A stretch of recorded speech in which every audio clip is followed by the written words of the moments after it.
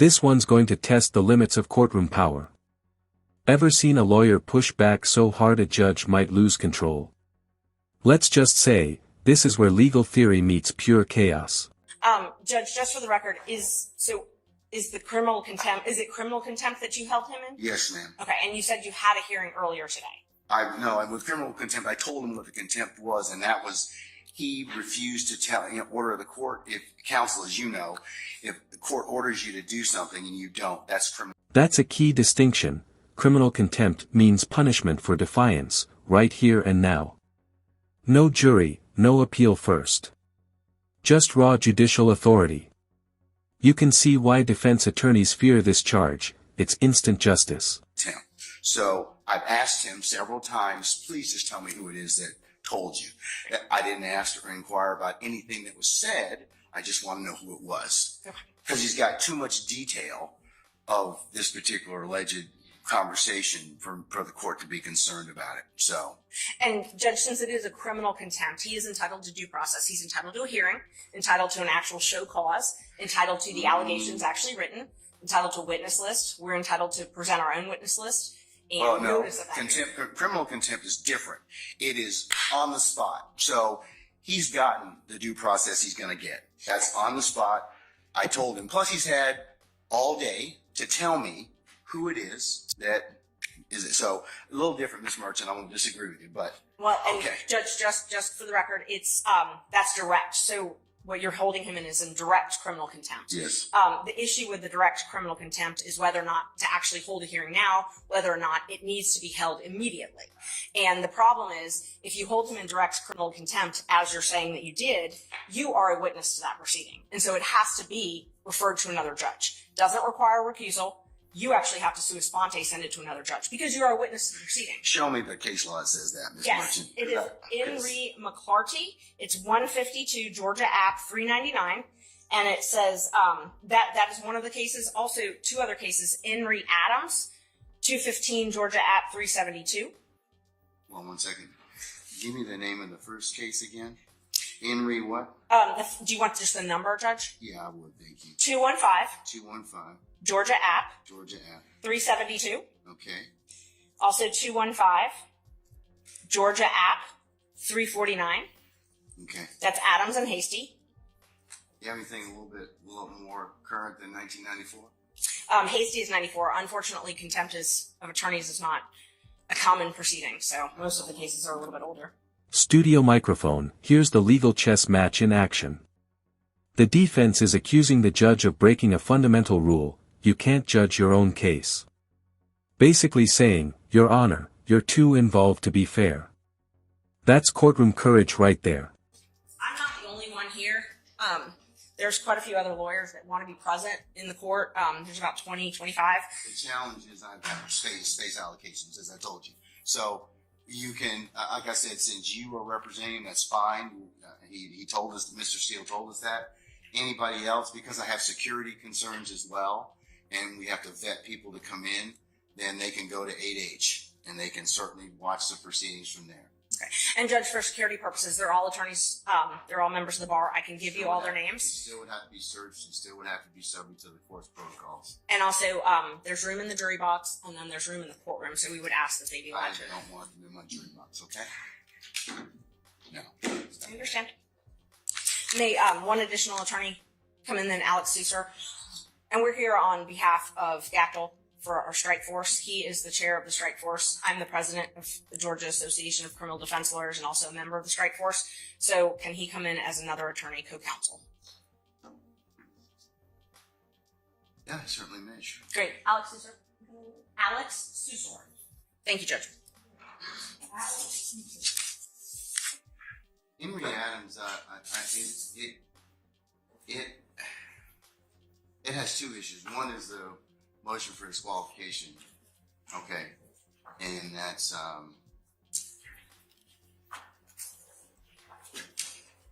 and I think the judge went ahead and did some other things that caused there to be that issue presented. So I don't think, I'm going to take a look at the other case.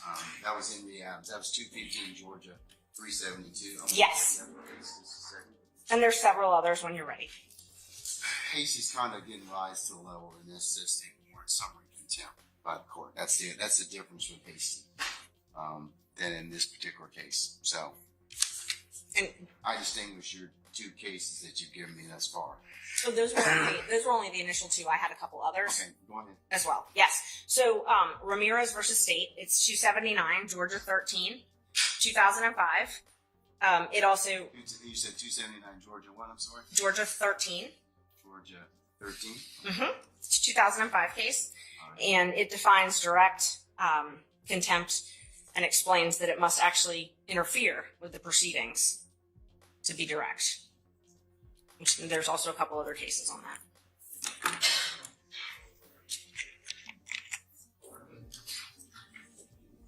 See, but you're all covering under. Let me see. I'm sorry, Judge. Hold on. It is directed. Trial court has the power after conforting the contempt order to opportunity to speak in his own behalf, announce punishment summarily and without further notice of hearing. I already did that, Mr. Steele. He's already told me. I already gave him the opportunity to do that. So we had that conversation this morning already. So. And Judge, there's a couple different issues. First, the question is whether or not you need to have that hearing now. I know you're saying that you had the hearing earlier, but regardless, he was entitled to have an attorney at that point, and he didn't have one. So the question is initially whether or not you even need to hear this now. And some of the cases I've cited, along with some others, say that a summary proceeding is not necessary in a case like this. And the best evidence of that is... Studio microphone, look at this. They're citing cases from the 1990s. That's how rare it is for an attorney to be held in contempt. This moment isn't just tense, it's precedent level. The trial has continued. It has not stopped this trial. So, for you to hold a summary hearing of direct contempt, the court has to be able to state how this interferes with your ability to administer justice in this case. Oh, I can tell you because it is a violation of the sacrosanct nature of the court's ability to hold ex parte conversations without those being broadcast to other people, and as to how that information was disclosed. That's a real problem. That's why it's of such an issue for the court at this point in time. Judge, and Mr. Steele has a right to make a motion like this. If there were ex parte, he does. He does. I'm not saying anything, but but he's kind of put himself in the particular position he's in. No, Judge, I don't agree. I believe that I'm going to disagree with you. Okay. I believe that the court has put him in that position. No. He cannot be held in the law states, McClarity, which I cited to you earlier. And it is true that direct summary contempt, which arises in the presence of the court, intends to scandalize it and or hinder or obstruct the orderly process of administration of justice. The preservation of order and decorum of the court is exempt from due process requirements of notice and hearing. That's even Moody, goes back to 1974. So I believe that Mr. Steele's, he can file whatever motions, but his particular actions in this case, I just want to know who told him this. That's all. I'm not asking him to release or otherwise tell any conversations, but I just want him to tell me that. And Judge, so that's what you want, but that does not conflate to a contempt. Your desire for him to answer your question does not mean that you have the power to hold him in contempt. So you can come into court, Mr. Merton, and not answer a question of the court and not be held in contempt? If it's a question that the court is not permitted to ask, yes. Okay, well, this is a question the court's permitted to ask. And it's our position, if we had a hearing, we could explain to the court why he is not required. First of all, the court accused him of eavesdropping. That is a crime. He has a Fifth Amendment privilege against answering those questions. Rule 1.6 protects all confidential information that is gained not from your client, but in representation of your client. He has the ability to protect that information. But we don't even need to get there because he can't be held in contempt, and you can't threaten him with contempt for presenting a motion in good faith. He presented a motion in good faith that he believed there were ex parte communications. You are a witness to that because it's my understanding that you were part of those ex parte communications. They can't be ex parte if you weren't part of them, by nature. Okay, well, you have to be involved. Therefore, you have to be a witness. So you are a witness. You cannot also But you got the information. But here's the thing. from an improper methodology. I'm not saying that he eavesdropped. Okay, I said that one of the things is it's either one of two ways. He either eavesdropped, which I don't believe he did at all. I don't believe that for a minute. But I do believe that somebody did tell him what was the sum and substance of the court's conversations, and that would not be permissible. Judge, let's just back up for a second. He makes a motion because he has reason to believe that there were ex parte communications made. The court has a duty, if there are ex parte communications made, to alert counsel. He shouldn't have had to learn it from wherever he learned it. I think that he caused that particular circumstance. I think that he had a conversation with somebody and he got some information that he shouldn't have had to begin with. So, Ms. Merchant, I'm of the opinion I'm going to stand on my ruling at this point in time. I'm going to hold him in contempt. So, at this point in time, is there anything else you want to tell me? Yes, Judge. There's quite a few other things. So, first of all, we would ask for you to be recused from this case because you are a witness necessarily. It cannot be an ex parte proceeding without you being a witness to this. So you are a witness to this proceeding. Therefore, yes, to the contempt. To the contempt. You are a witness to the contempt. So you have now, and if it's criminal, which is what you're saying it is, Mr. Steele is entitled to all the same due process rights that Mr. Williams and every other defendant in this courtroom is entitled to. He's entitled to those. One of those is to have a fair and neutral judge decide his case. One of those is to have a judge who is not also a witness in the proceeding deciding whether or not he's in contempt. This needs to be heard by a different judge.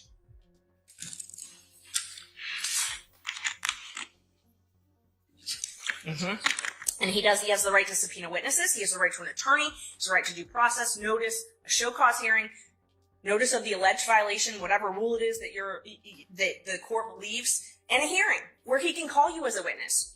You can testify. You are necessarily a witness. You can't, for it to be ex parte, you have to be a witness. It can't be both ways.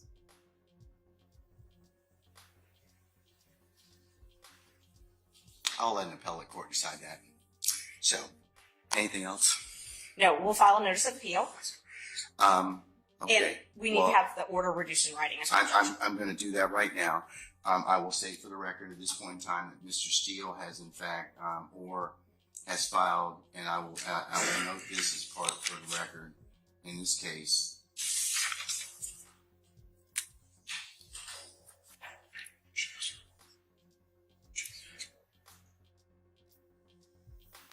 He's filed a motion to set aside the contempt.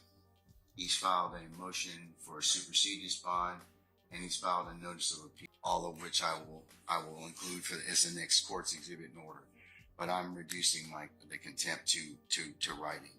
And I mentioned earlier, he can purge himself of the contempt just by telling me who it was, and he can do that this evening. He can do it right now. He can do it at any point in time.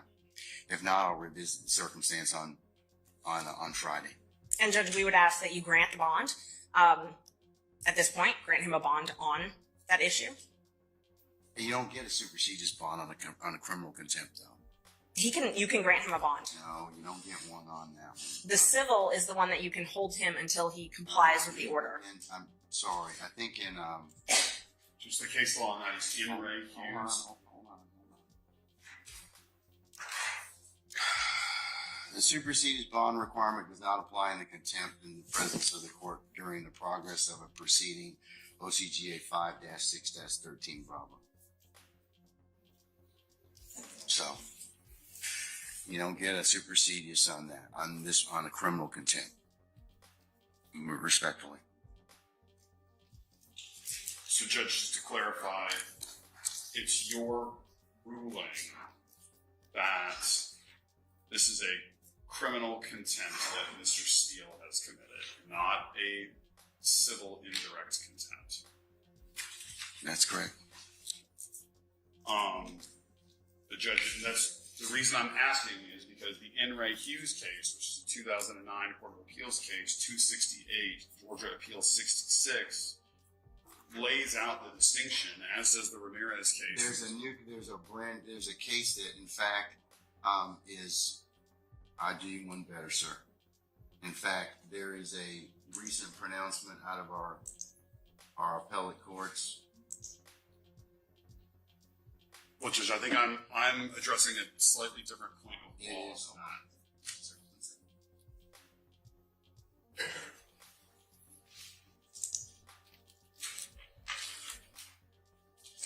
Give you two cases.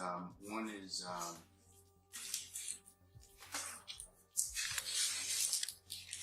it's Untenema. It's UNTEMA versus Smith, and that's 371 Georgia Appeals 19.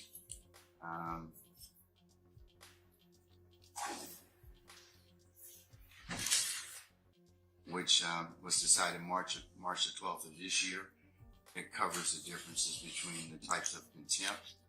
And then there's another case that I'd invite your attention to, and that is Henry Syverson. It's SYVERTSON, and that is 368 Georgia Appeals, Georgia App, I should say, 865. And that was decided July 31st of last year. And Judge, I'd just like to point two things out. The statute that you were citing about the supersedious, it only says it's not mandatory. You still have discretion to grant him a supersedious bond. The other, I'm not going to grant supersedious. and so you definitely have the discretion to grant him a supersedious bond. The other issue is if it is a criminal contempt and you are finding him guilty of criminal contempt, then we have to have a sentence imposed. Now, civil is where you get to hold him until he complies. No, criminal is where you get to impose a sentence, maximum 20 days and $1,000 fine. So if you're going to incarcerate him under a criminal contempt, he's got to be sentenced. Well, his contempt is as long as he when he tells me what the basis of the conversation was. I didn't ask what, but he tells me that, then I can certainly he purges himself of the contempt. Then that's civil, Judge. Judge. That's civil contempt. That's civil. And that's respectfully, I would point you to In Re Hughes, which stands for the same point of law. Civil contempt impose punishment as a means of coercing future compliance with the prior order of the court. Here, the prior order of the court presumably is that you have directed Mr. Steele to answer the question, to disclose the information as to who is his source for knowledge of this ex parte meeting that occurred earlier today. Criminal contempt imposes unconditional punishment to punish the act which has occurred in the past and cannot be purged. It is not capable of being purged, in which case what Ms. Merchant said applies, which is that there is a 20-day maximum sentence and $1,000 fine. It is, for all intents and purposes, a misdemeanor offense, Judge, which is why the enhanced due process protections apply to that. Now, Mr. Steele has indicated to us he does not believe that he can answer the question without violating his duty of loyalty and duty of confidentiality to his client. So he is being placed in a position where he's either going to jail or he's going to commit an offense that will put his license to practice law at risk. And that is an untenable position to be in. And Mr. Steele is a zealous advocate for his client, and he is simply trying to protect that duty of loyalty and duty of confidentiality, because if he answers your question, it is very reasonable to assume and likely that he will be facing a bar complaint that could result in a suspension or in the loss of his license. And so he's... Studio microphone, and here's where it gets wild. The judge thinks someone leaked private courtroom info. The defense fires back saying, "You were part of that conversation, Judge, so you're a witness too." It's like a courtroom version of Spider-Man pointing at Spider-Man. If we were able to have a full contested hearing with the benefit of witnesses and an impartial judge where you're a witness, then everybody could present their side of the story. And I'm not doing that. The reason being is because that takes away the whole point of criminal contempt, and that is you do something, the court tells you to do something, order of the court, and you don't follow it. I didn't ask him to do anything illegal, immoral, unethical. I just asked him to tell me. I know what the privilege is. The privilege is the conversation. I didn't ask him about that. I wanted to ask him about who, the person, I'm sorry. I'm sorry. Mr. Steele has indicated to us that he does not believe he can answer that question without also violating the privilege. Okay. And Judge, that's why we're trying to figure out if it's criminal versus civil. So the issue is you're picking and choosing. You're saying, well, you get the bad side of criminal and no bond, but I really am actually trying to punish you civilly, which is when you hold someone until they comply. Okay, let me think about this a second, okay? I'm going to take 5 minutes out. I'm going to think about it. Thank you. Okay? All right. So we'll be in recess about 5 minutes. Studio microphone, boom. This is the ultimate standoff. The judge calls it criminal, but allows it to be purged like civil contempt. That's a legal paradox. Even the courtroom seems to freeze as she takes a 5-minute recess. What do you think she's about to decide, double down or back off?